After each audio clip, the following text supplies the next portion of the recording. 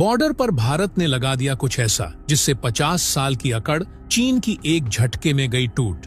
अब LAC बन चुकी है हाईटेक। चीन छोड़ो, पाकिस्तान के भी उड़े होश। अब हर घुसपैठ का जवाब मिलेगा रियल टाइम में। जो चीन पाकिस्तान दशकों से भारत को समझता रहा, सिर्फ बयानबाज, उसे अब जमीन पर मिल चुका है जवाब। दोस्तों, अगर कोई कहे कि भारत चीन और पाकिस्तान का कुछ नहीं बिगाड़ सकता, तो उस व्यक्ति को ये वीडियो जरूर दिखाइए, क्योंकि आज का भारत न सिर्फ ललकारता है बल्कि जमीन पर उसका जवाब भी देता है। हाँ, हम जानते हैं कि GDP के आंकड़े क्या कहते हैं, हम ये भी जानते हैं कि सैन्य बजट में कौन आगे है, लेकिन जब बात आती है हौसले की, जज्बे की और जमीन पर खड़े होकर लड़ने की, तो चीन पाकिस्तान क्या, उसकी पूरी सेना भी भारत के सामने बौनी नजर आती है। जब से भारत ने लद्दाख में चीनी सेना को उल्टे पांव लौटाया है, तब से भारत ने बॉर्डर पर वो किलेबंदी शुरू की है कि अब चीन की पीपल्स लिबरेशन आर्मी तो दूर, उसकी परछाई भी सरहद पार नहीं कर सकती। और इससे आप अंदाजा लगा सकते हैं कि पाकिस्तान की सेना की क्या हालत होगी। दोस्तों,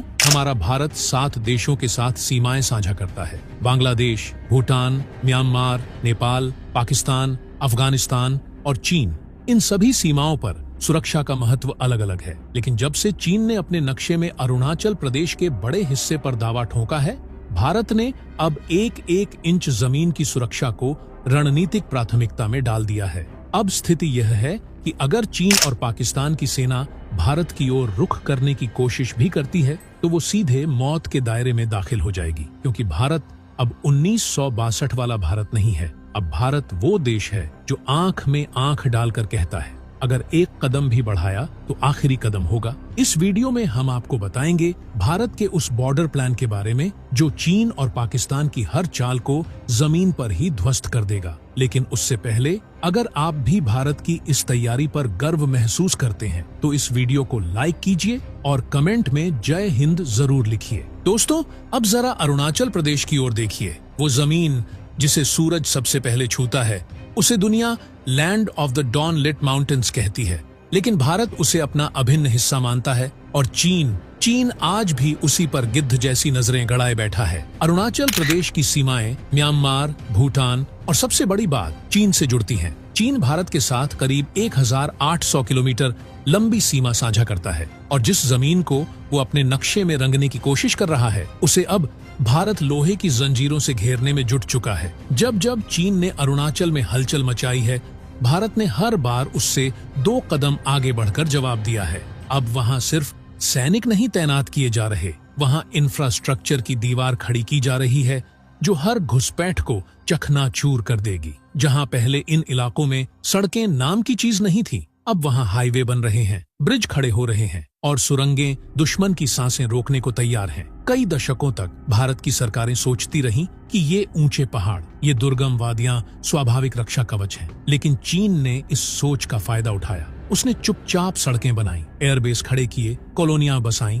और जब पूरी तैयारी हो गई तब उसने दावा ठोक दिया, अरुणाचल हमारा है। लेकिन अब समय बदल चुका है। अब भारत समझ चुका है कि अगर सीमा बचानी है तो सिर्फ बंदूक नहीं, सड़कों की जरूरत है। आज भारत अरुणाचल में डैम बना रहा है ताकि जब चीन अचानक पानी छोड़े तो असम और पूर्वोत्तर डूबे नहीं, डटकर खड़े रहे। इन डैमों से न सिर्फ बाढ़ का असर घटा है, बल्कि इनसे क्षेत्र का आर्थिक और सामरिक विकास भी तेज हुआ है। अब ये कहना बिल्कुल सही होगा कि जिस चीन ने पहले पहल की थी, अब वही भारत के बढ़ते कदमों से घबरा रहा है। बीते 4 सालों में 3000 किलोमीटर से ज्यादा सड़कें बनी हैं। ट्रांस अरुणाचल हाईवे और ईस्ट वेस्ट इंडस्ट्रियल कॉरिडोर जैसे प्रोजेक्ट अब चीन की आंखों की किरकिरी बन चुके हैं। और अब आ रहा है सबसे बड़ा वार, अरुणाचल फ्रंटियर हाईवे, 700 किलोमीटर लंबा, जो पूरी सीमा पर बिछेगा। और जब अगली बार चीन कुछ हरकत करेगा तो भारत की सेना इन सड़कों पर बिजली की तरह दौड़ती नजर आएगी। चीन ने इस पर खुलकर आपत्ति जताई है,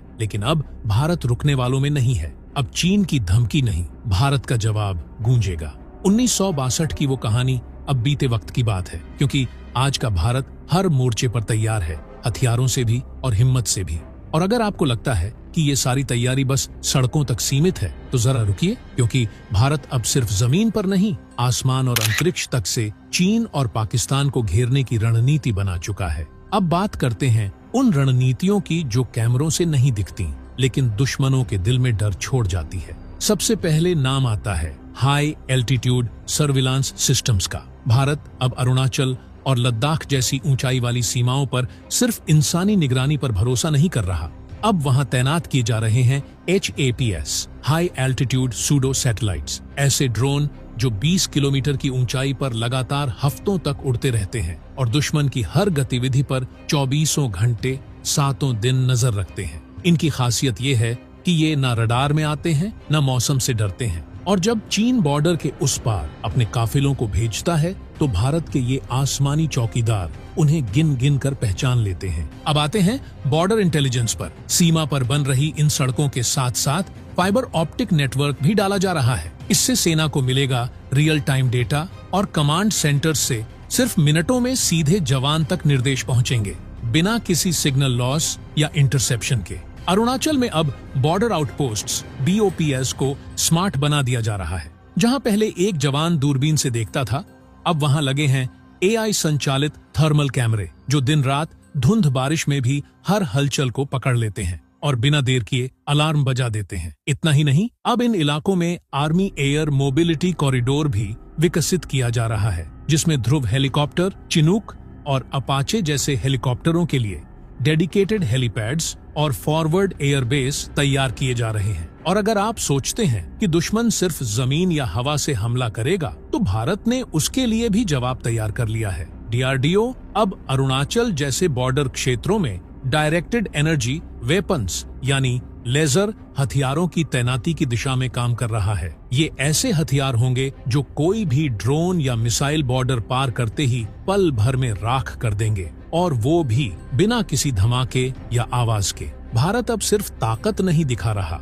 भारत अब टेक्नोलॉजी से युद्ध जीतने की रणनीति पर काम कर रहा है। जिस चीन ने हमें 1962 में कमजोर समझा था, आज वही चीन हर महीने भारत की बढ़ती तैयारी को देखकर बौखलाया हुआ है। तो दोस्तों, अब आप बताइए, क्या चीन पाकिस्तान को अब समझ में आ गया होगा कि भारत अब झुकेगा नहीं, सीधा लड़ेगा? अगर आपका जवाब है हाँ, तो कमेंट बॉक्स में अपना विचार जरूर लिखिए। जय हिंद, जय भारत।